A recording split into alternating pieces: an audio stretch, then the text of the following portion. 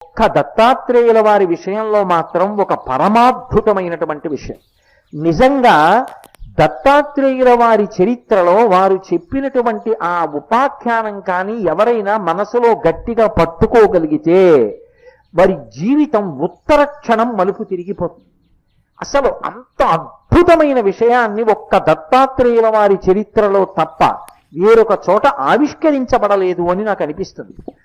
ఒకప్పుడు వారు అవధూత సంప్రదాయంలో నేల మీద దిగంబరుడై పడున్నారు.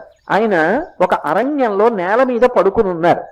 అంటే దత్తాత్రేయుల వారిగా ఏదో 3 ముఖాలతోటి 6 చేతులతోటి అలాగని కాదు. ఎందుకంటే అది తత్తతః రూపం ఉన్నప్పుడు మాలాం, కుండీం, అలాగే ఆ ధమరుంచ, శూలం, శంఖం, సుదర్శనం, దధానం భక్తవరదం దత్తాత్రేయం నమామ్యహం అంటారు. ఈ శ్లోకాన్ని ఎక్కువ మల్లాది చంద్రశేఖర